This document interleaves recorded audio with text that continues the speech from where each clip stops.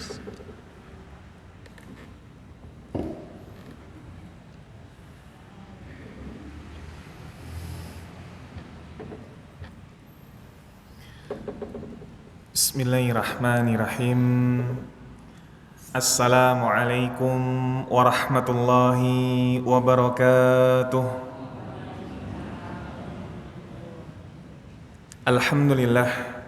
Alhamdulillahilladzi bini'matihi tatimmus salihat wa bifadlihi ihtadal muhtadun.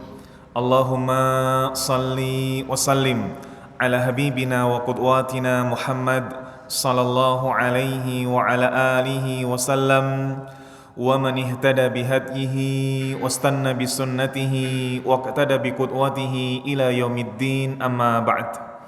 Alhamdulillah, ikhwatal iman, ahabbakumullah, para jamaah sekalian, bapak-bapak dan ibu-ibu, ayahanda dan ibunda yang mencintai sunnah dan dicintai oleh Allah Azza wa Jal. Bersyukur kita kepada Allah, di malam hari ini Allah berikan kepada kita limpahan nikmat dan juga rahmat. Allah berikan kepada kita limpahan nikmat iman, nikmat sehat, nikmat waktu luang, dan Allah berikan rahmatnya berupa kepekaan hati untuk senantiasa memanfaatkan nikmat-nikmat tersebut dalam rangka ketaatan.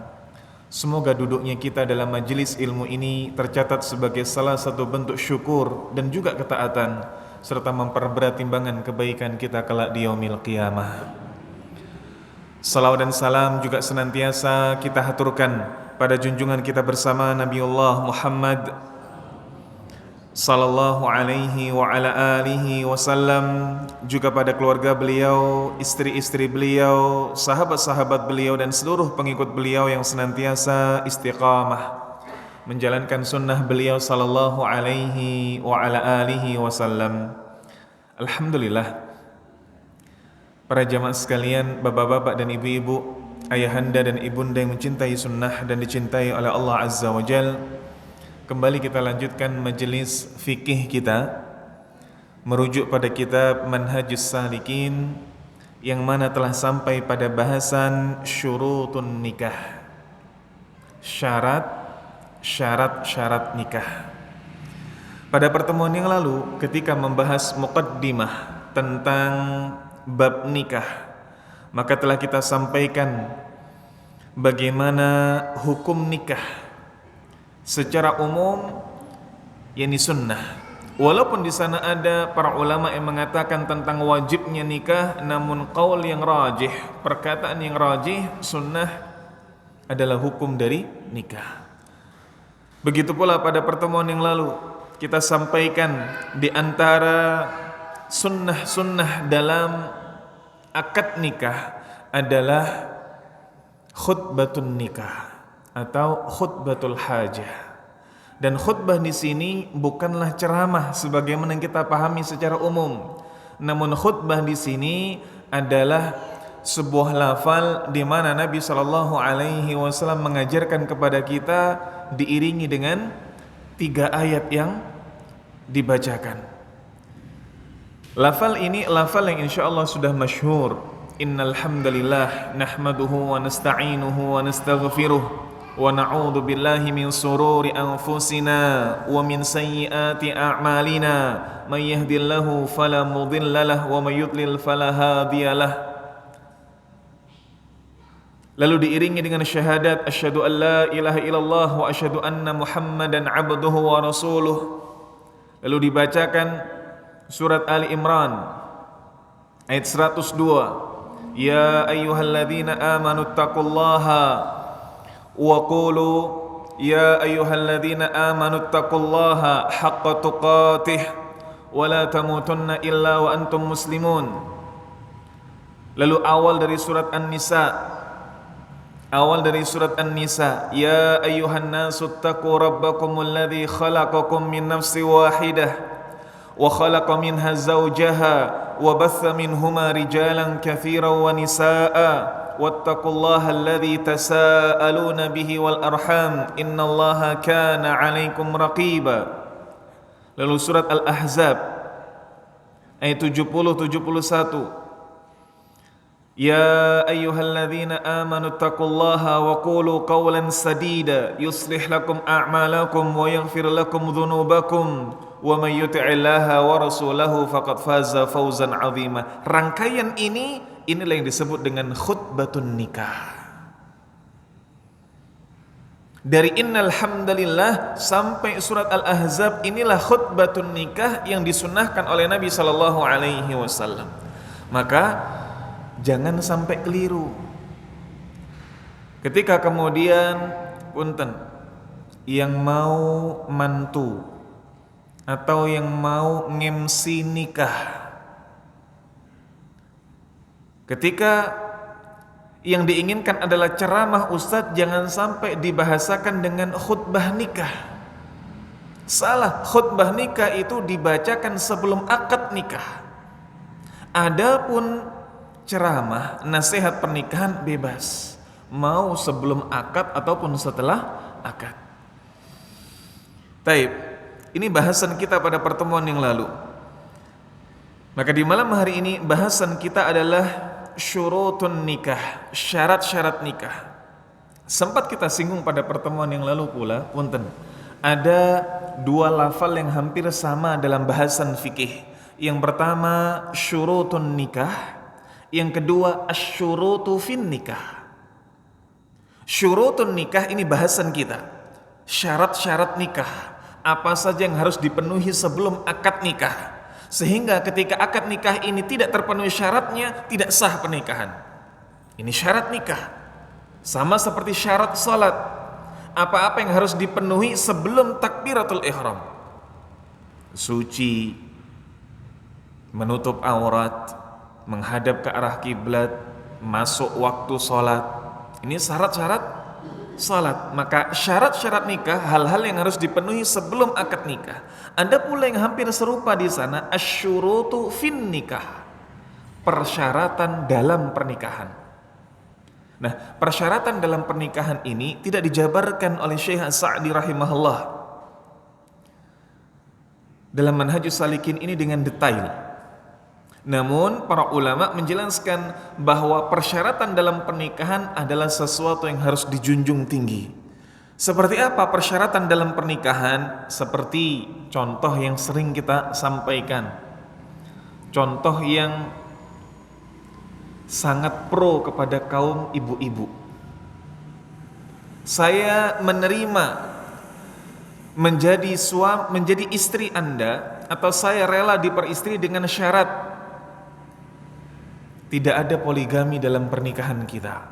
Nah, persyaratan seperti ini dilakukan, diucapkan sebelum akad nikah, disetujui oleh kedua mempelai. Ini disebut asyurutu fin nikah. Atau mengatakan saya mau diperistri tapi saya tidak mau diajak keluar dari kota ini. Maksudnya saya ingin tetap tinggal di kota ini. Ini persyaratan dalam pernikahan. Ini boleh. Ini boleh. Karena Nabi SAW dalam hadis muttafaqun alaih, riwayat Imam Bukhari dan Imam Muslim, Nabi SAW bersabda, inna ahaqqa syurut an tuwaffa mastahlaltum bihil furuj. Di antara syarat yang harus dipenuhi, atau di antara syarat yang harus ditunaikan pertama kali, diprioritaskan, adalah persyaratan yang menghalalkan kemaluan. Maka persyaratan dalam akad nikah ini persyaratan yang harus dipenuhi. Namun tentu saja persyaratan di sini persyaratan yang mubah. Seperti yang tadi kita contohkan, boleh seperti itu. Tapi di sana ada persyaratan pula yang memang tidak boleh dituruti, persyaratannya batil, bahkan membuat akad itu tidak sah. Ini persyaratan yang mencederai tujuan pernikahan, persyaratan yang mencederai aturan baku dalam pernikahan. Misal dalam aturan pernikahan syariat Islam jelas, bahwa pernikahan itu bukan dengan batas waktu tertentu. Pernikahan itu tidak boleh diniatkan untuk cerai. Ini tidak boleh. Ya sudah, saya tak nikahin kamu tapi nanti 1 tahun saya cerai. Ini tidak boleh. Maka kalau ada persyaratan, iya saya mau jadi istri Anda, tapi hanya dalam kurun waktu 2 tahun saja. Ini tidak boleh. Ini persyaratan yang batil dan ini tidak boleh dilanjutkan. Baik. Maka itu perbedaan antara asyurutu fin nikah dan syurutun nikah. Adapun syurutun nikah, syarat syah pernikahan atau syarat-syarat pernikahan disebutkan di sini wala budda bihi ridha az-zaujaini. Diharuskan dalam pernikahan itu keridhaan oleh kedua belah mempelai, laki-laki dan perempuan, illa kecuali as-saghir, anak kecil. Maka anak kecil ketika menikah tidak dipersyaratkan ridhonya. Berarti orang tua boleh memaksakan anaknya untuk menikah. Kapan anak kecil ini yang dimaksud dalam syariat? Atau anak kecil ini yang bagaimana diatur dalam syariat? Yang belum baligh. Panjenengan punya anak umur 9 tahun, anak perempuan. Jenengan nikahkan paksa, itu tidak harus dengan keridhaan si anak. Tapi kalau sudah balik harus dengan keridhaan anak.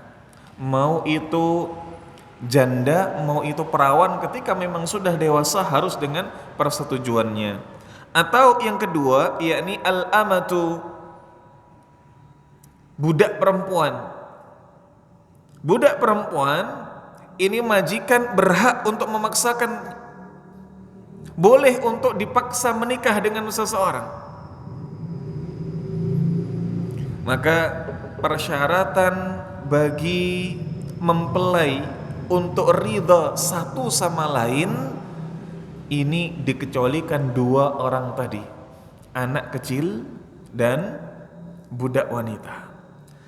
Berikutnya yang disampaikan oleh Syekh As-Sa'di, wala budda fihi minal wali. Harus di sana ada wali yang menikahkan. Nabi sallallahu alaihi wasallam mengatakan la nikaha illa biwaliyin.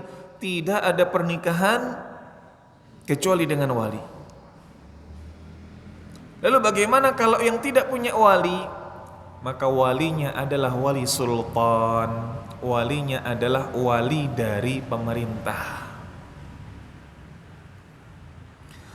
Maka wali ini sudah sempat kita bahas, urutannya hampir sama seperti urutan dalam waris.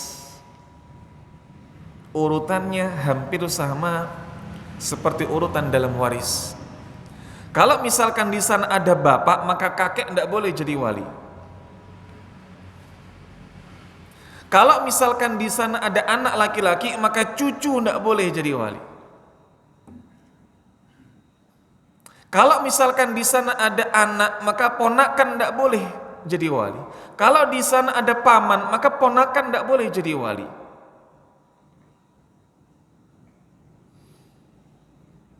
Dan orang-orang yang berhak untuk menjadi wali adalah semua dari golongan laki-laki di pihak ayah atau di pihak mempelai laki-laki.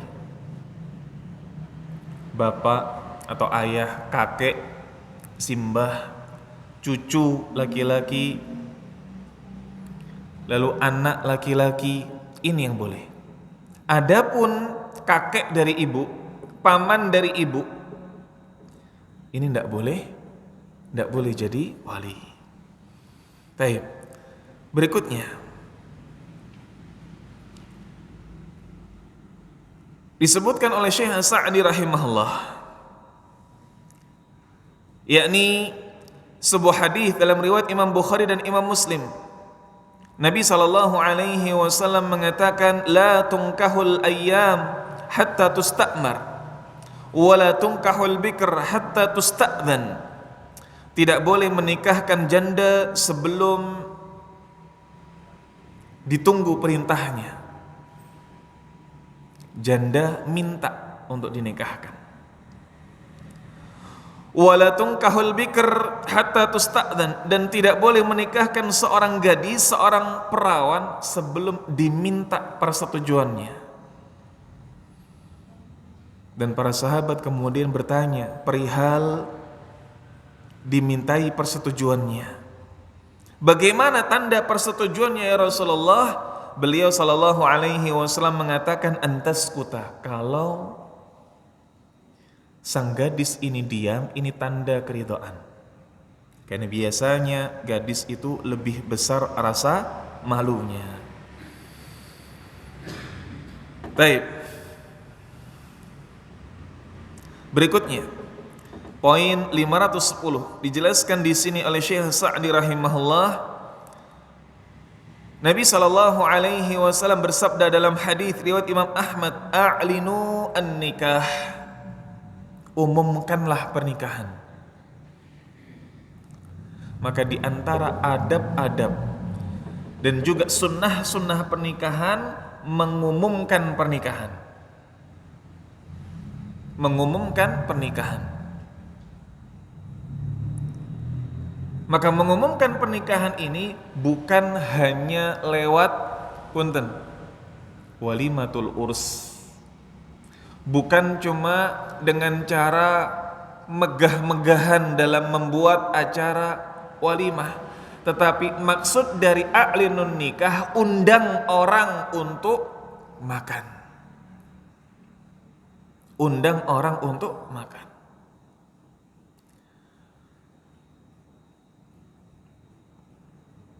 Lalu bagaimana kalau kemudian cara mengumumkan pernikahan itu bukan lewat makan-makan? Kita mau yang sederhana saja Ustadz, cuma akad nikah selesai, walimahannya nanti dulu, tahun depan misalkan. Walimahannya nanti dulu kalau corona sudah hilang misalkan. Apakah masuk dalam ranah hadis ini? A'linu an-nikah, umumkan nikah. Nah, maka di sini hadis a'linu nikah bisa dibawa kepada kehadiran saksi. Maka saksi yang hadir dalam akad nikah inilah yang kemudian bisa menjadi apa? Bisa menjadi bukti bahwa seseorang ini memang telah menikah. Saksi bahwa seseorang ini telah menikah. Sehingga kalau kemudian ada gonjang-ganjing, itu kok sekarang berdua terus. Bapak itu nggak punya anak laki-laki, kok sekarang ada anak laki-laki masuk terus ke rumahnya. Siapa itu? Nah, saksi inilah kemudian yang secara tidak langsung bisa untuk menjadi kepanjangan tangan dari keluarga kedua mempelai, menginformasikan bahwasanya kedua mempelai telah sah sebagai suami istri. Bagaimana batasan-batasan syariat dalam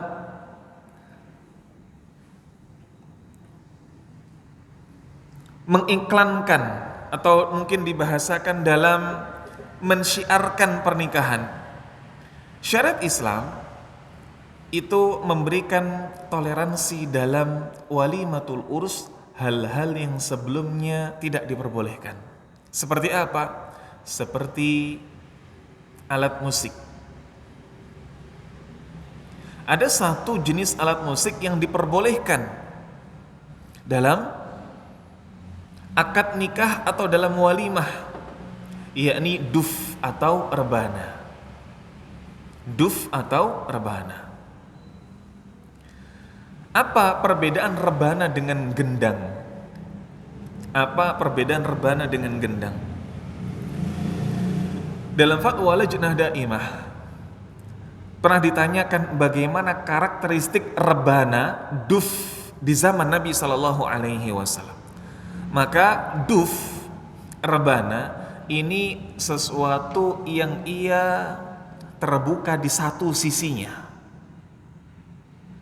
Kalau gendang, dua sisinya tertutup. Leres mboten, Pak? Kulit dengan kulit. Ini disebut dengan gendang. Adapun rebana, duf, ini terbuka di satu sisinya. Oh, berarti sama kalau orang Jabodetabek marawisan. Beda. Kenapa? Karena duf tidak ada logam yang menyertainya. Tidak ada kerincing-kerincingnya, itu tidak ada, Pak. Lempengan yang biasa suaranya kerincing-kerincing itu tidak ada. Maka murni di sana apa? Kulit, dan di sisi lainnya kosong. Inilah yang disebut dengan duf, dan ini diperbolehkan dalam walimatul urs. Boleh di sana rebana dipukulkan, rebana didengungkan, boleh. Inilah rebana yang ada di zaman Nabi Sallallahu Alaihi Wasallam. Baik. Selanjutnya, poin 511 dijelaskan di sini, walaysa liwaliyil mar'ah tazwijuha bighairi kaf'in laha.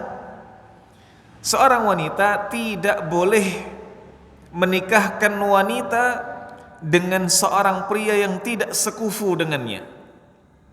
Atau wali nikah tidak boleh menikahkan orang yang di bawah perwaliannya dengan apa? Yang tidak sekufu dengannya.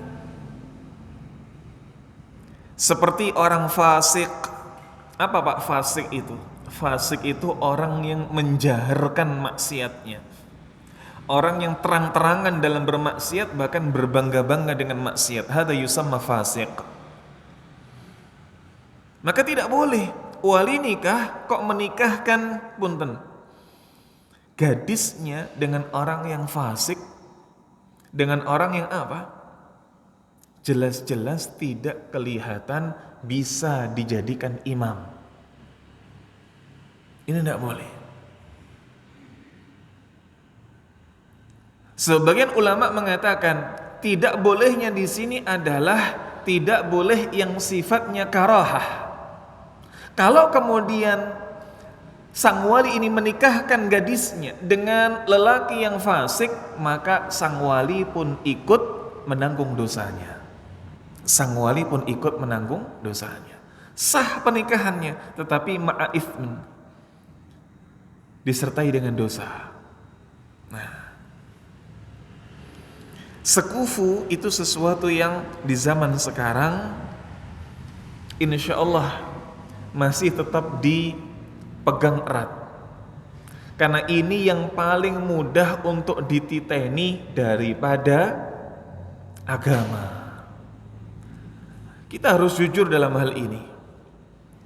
Walaupun Nabi Shallallahu Alaihi Wasallam mengatakan fadfar bidzatid din taribat yadak, pilihlah yang karena agamanya. Ini pilihlah yang agamanya baik, engkau akan beruntung, engkau akan selamat. Tapi kenyataannya tidak demikian. Banyak yang mungkin mengedepankan rasa apa? Rasa suka lewat wajah. Saya milih dia karena wajahnya cantik. Saya milih dia karena apa? Karena nasabnya baik, bibit bebet bobotnya jelas. Saya milih dia karena apa? Karena hartanya. Mayoritas ini. Tetapi kalau dalam hal sekufu, rata-rata kita pasti akan memikirkannya. Sekufu itu punya kecenderungan yang sama, bahasa gampangnya Pak. Perempuan dari kalangan akademisi pasti akan mencari lelaki yang minimal berpendidikan. Laki-laki, ia seorang apa? Seorang misalkan hafid, seorang talibul ilm, maka dia akan mencari perempuan yang sefrekuensi dengannya, punya kecenderungan yang sama, suka ngafalin Al-Quran, suka ngafalin mutun, suka ngafalin hadis. Ini Maka sekufu ini memiliki kecondongan yang sama dari masing-masing kedua belah mempelai. Dan pernikahan karena tidak sekufu ini pernikahan yang diperbolehkan.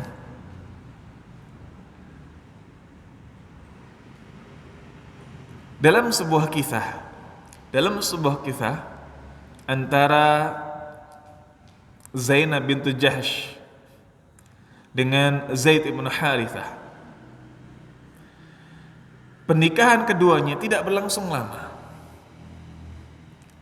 Kenapa? Karena Zainab bintu Jahsh ini masih sepupu Nabi dan dari keturunan mulia.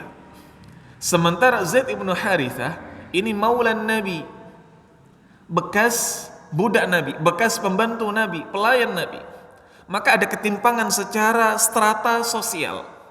Ini membuat Zainab bintu Jahsh mengajukan khulu, mengajukan cerai kepada Zaid ibn Harithah dan diizinkan oleh Nabi SAW.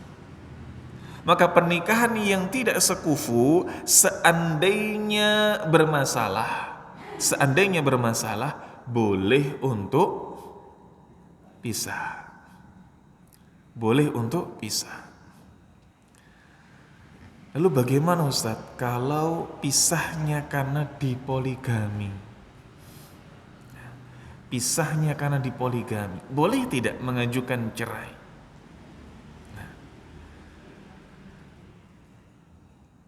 Wallahu a'lam bishawab. Pendapat yang paling kuat dan ini insyaallah pendapat jumhur, tidak boleh meminta cerai karena poligami. Faja'atan fawran, tidak boleh. Kenapa? Karena suami menikah lagi dalam taraf sesuatu yang dibolehkan oleh syariat. Berbeda ketika suami yang awalnya saleh, alim, tiba-tiba minum khamr, langsung minta apa? Minta pisah, secara hukum boleh. Suami tiba-tiba tidak mau sholat, secara hukum boleh. Lalu bagaimana kalau ada wanita yang tidak kuat seandainya suami menikah lagi? Ada upaya dahulu, ada ikhtiar dahulu, sebulan 2 bulan dicoba baru.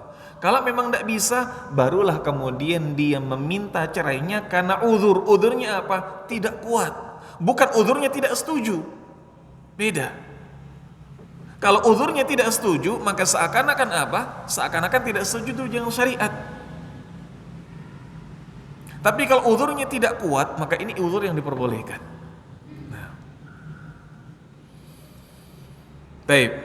Berikutnya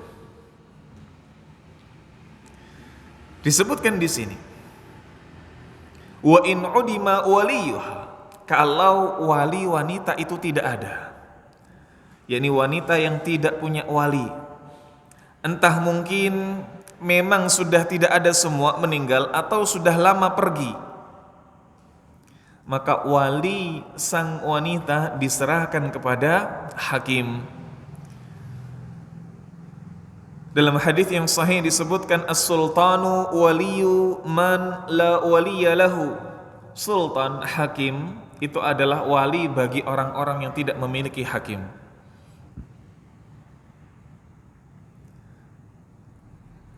Maka wanita yang tidak punya wali, dia menyampaikan ketiadaan walinya kepada petugas KUA, nanti petugas KUA yang akan menjadi walinya. Tapi kalau kemudian wanita ini punya wali, bapak misalkan, tapi tidak ingin bapak yang jadi wali. Mungkin sudah lama pisah bapak dengan ibu, ikutnya ikut ibu, jarang komunikasi dengan bapak, ada permasalahan dengan bapak. Dengan alasan ini kemudian tidak mau diwaliin bapak, ini tidak boleh kecuali bapaknya ridho. Oh, kamu tidak mau nak bapak walikan? Ya sudah, tidak apa-apa, bapak ridho. Bapak serahkan perwalian ini kepada wali hakim, ini boleh. Tapi kalau sekedar tidak mau dari pihak mempelai wanita, ini tidak boleh. Ini tidak boleh. Nah, ironisnya di zaman sekarang banyak yang tidak memperhatikan tentang runtutan wali ini. Nganggap remeh, nyepelekan masalah wali. Karena mungkin keluarga orang tua ini sudah pisah, bapak ibu sudah tidak bersama, maka kemudian milih wali seenaknya. Atau kasus janda ingin nikah lagi, maka dia langsung minta anak yang jadi wali. Tidak boleh kalau bapaknya masih ada. Runtutan wali ini sesuatu yang dipegang tinggi oleh para salafus saleh. Bahkan ini termasuk salah satu yang menyebabkan adanya keretakan atau permasalahan dalam rumah tangga pasca pernikahan ketika tidak diberitahukan kepada para wali yang ada. Maka kalau ada perempuan mau menikah, ingin secara sederhana, tidak ngundang banyak, siapa minimal yang diundang? Jawabannya satu, para wali diundang semua. Para wali diundang semua. Paman diundang dari bapak. Kakek ada diundang kakek.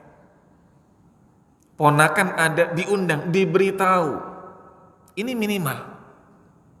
Bukan kemudian minimal itu tetangganya saja. Tetangganya tahu tapi ada salah satu walinya yang tidak tahu. Ini keliru. Ini keliru. Baik. Berikutnya dijelaskan di sini wala budda minat ta'yin man yaqa'u 'alaihi al-'aqd. Saat melakukan akad nikah ini harus dengan perincian yang jelas. Maksudnya harus menyebutkan dengan detail, harus menyebutkan dengan jelas siapa wanita yang akan dinikahkan. Tidak boleh kok seorang ayah menikahkan dengan lafal saya nikahkan engkau fulan bin fulan dengan salah satu putri saya. Ini tidak boleh. Saya nikahkan engkau fulan bin fulan dengan salah satu di antara cucu-cucu saya, ponakan-ponakan saya. Ini tidak boleh. Harus di sana ta'yin, penentuan dengan jelas. Spesifik kalau bahasa kita. Nah, apakah di sini harus dengan nama? Ada silang pendapat di kalangan para ulama. Sebagian Syafi'iyah mengatakan, iya, nama ini termasuk ta'yin. Maka nama ini sesuatu yang harus dilafalkan.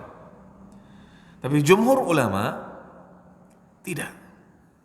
Tidak harus dengan menyebut nama. Karena ta'yin itu tidak hanya sebatas nama.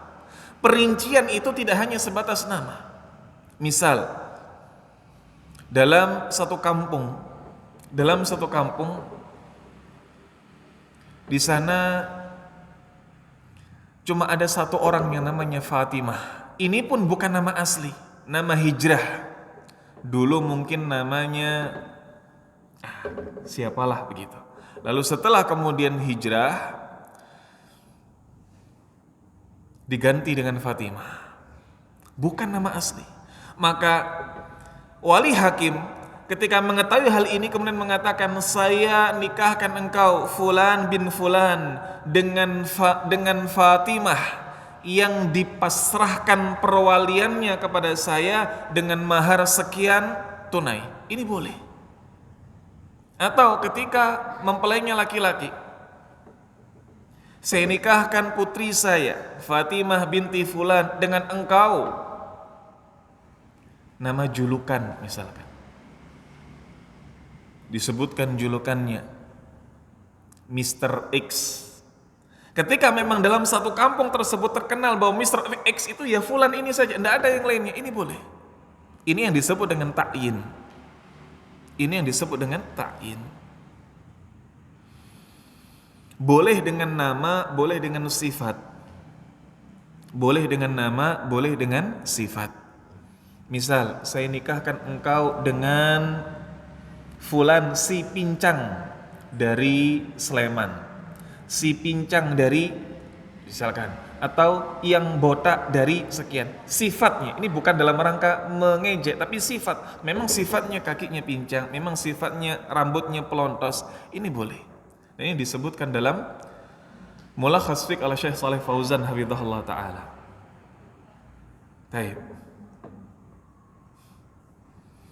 Berikutnya, poin nomor 514.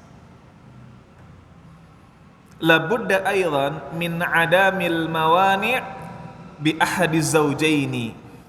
Tidak boleh pula menikah dengan keberadaan mawani', dengan adanya penghalang-penghalang. Seperti apa penghalang-penghalang dalam pernikahan? Misal si mempelai wanita masih masa iddah, tidak boleh. Ternyata setelah ditelusuri kedua mempelai saudara sepersusuan, maka juga tidak boleh. Ini namanya mawani penghalang, atau mawani yang sifatnya itu temporary, keadaan dalam kondisi ihram, misalkan menikah di Saudi. Nah, datang pergi umrah, ingin menikah di sana, tapi sudah terlanjur apa? Sudah terlanjur mengucapkan lafal ihram. Nah, ia sudah sebagai muhrim, sudah sebagai muhrimah, wanita yang ihram, lelaki yang ihram. Lalu mumpung di depan Ka'bah sudah kita nikah sekarang, tidak boleh. Tidak boleh. Harus selesai dulu, tahallul dulu, baru kemudian mau nikah. Ini termasuk penghalang-penghalang dalam pernikahan. Nah, dan insya Allah di bahasan kita berikutnya kita akan masuk pada muharramat fin nikah, mahram-mahram dalam pernikahan. Karena termasuk mawani, penghalang dalam pernikahan ketika memang di sana masih termasuk mahram, baik itu mahram yang sementara atau mahram yang selamanya. Mahram yang sementara atau mahram yang selamanya. Wallahu a'lam bishawab. Ini mungkin yang bisa kita sampaikan dulu pada kesempatan di malam hari ini. Atas banyak sekali kurangnya dan sedikit lebihnya saya mohon maaf. Kalau ada yang mau ditanyakan atau pertanyaan seputar yang kita bahas, tafadhal. Ada pertanyaan mungkin? Bapak-bapak, ibu-ibu? Masya Allah, monggo Pak. Waalaikumsalam warahmatullahi wabarakatuh.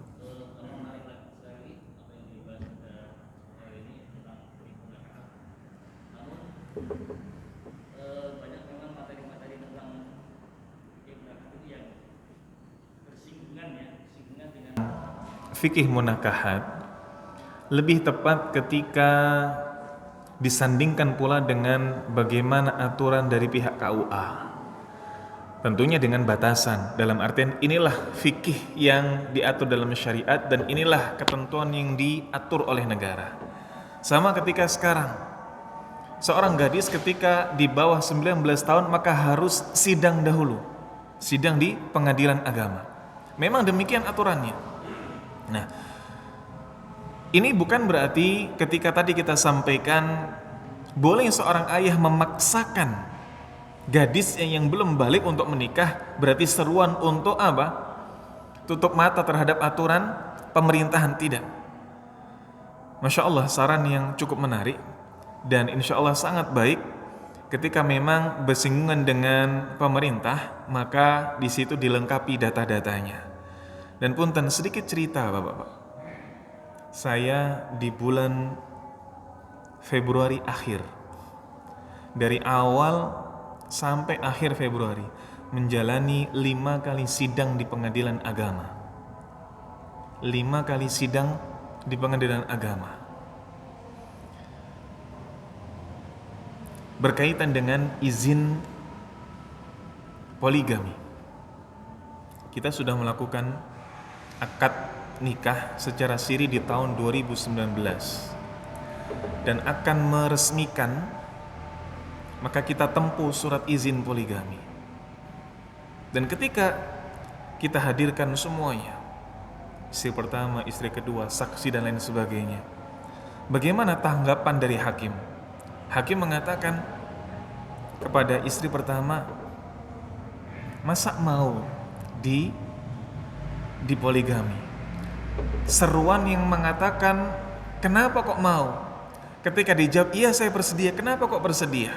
Awalnya saya yang orang awam akan bertanya-tanya, kenapa kok malah dipersulit? Baru kemudian hakim melihat raut wajah yang bertanya-tanya ini menjelaskan di akhir. Pak, perlu kita jelaskan bahwa memang hukum asal pernikahan di Indonesia adalah monogami.